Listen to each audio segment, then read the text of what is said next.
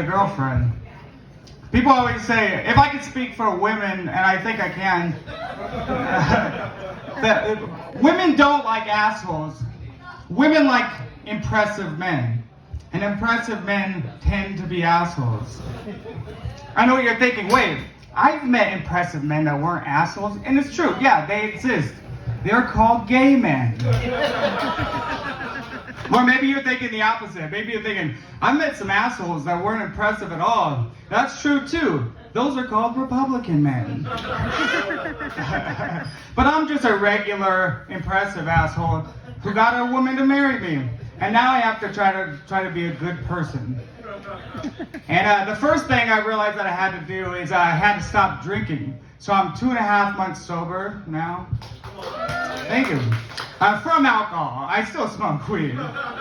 And take mushrooms. And I'm on antidepressants.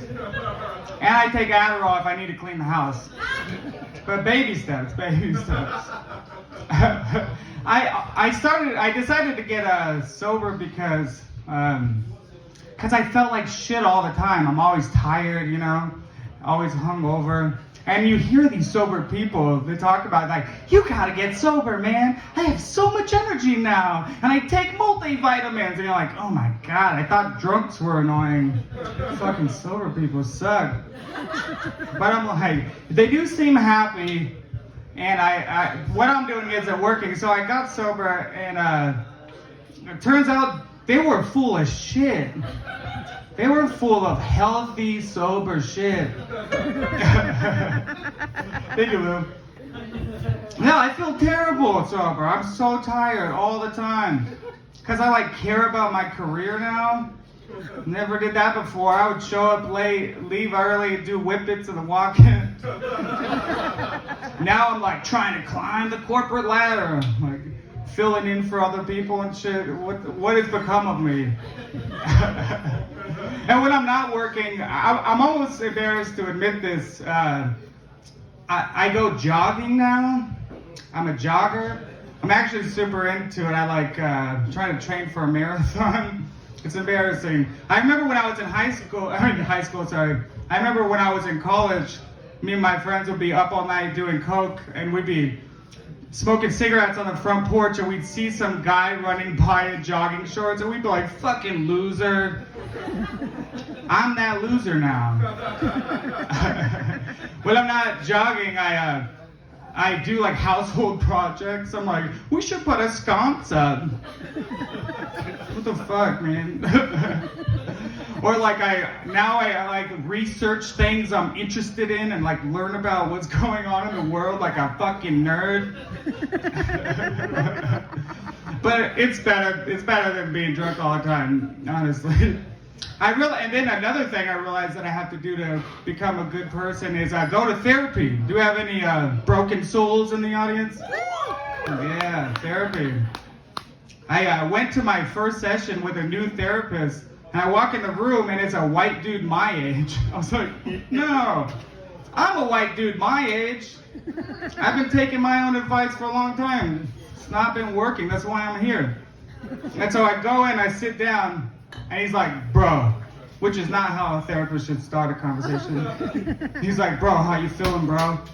I'm like, not great, man, pretty depressed. He's like, shit, that's whack, bro. That's not tight. I'm like, God, I need to get a new therapist. But he did help me realize one thing. I realized one of my problems is I'm not a confident person. I'm either extremely arrogant or cripplingly insecure. I'll give you an example. I will lock my keys in my car, and I go to get them. Oh shit! You locked your keys in your car. You're a piece of shit, man. You're never gonna get your life together. Then I'll walk in my house, and I'll make a nice pasta dish, and I'll be like, "You are the god of pasta. No one makes pasta better than you." And then I'll go to the bathroom, and my bangs look weird in the mirror, and I'm like, "You're disgusting, man. You can't do anything right. You thought that pasta was gonna save you from the hole you dug yourself?" I think I know where it comes from. It comes from when I was in high school. I was in 9th grade, and I haven't hit puberty yet. I'm probably not still, to be honest. I'm standing in line in the cafeteria, and I see these two girls ahead of me, and I hear them talking. And one girl goes, "Oh my God, the dance is tomorrow, and I still don't have a date." And then the other girl's like looking around the cafeteria until she sees me, and she goes, "Ooh, what about him? He's really cute." And for a split second, I had confidence in myself. But that was crushed. But when the other girl saw me, she goes, "Ugh." And to this day, both of those girls live inside my head. They dictate my decisions. I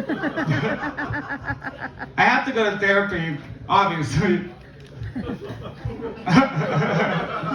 I think I just explained why I have to go to therapy. I thought that I was smart enough to solve my problems on my own, but I realized I'm not that smart.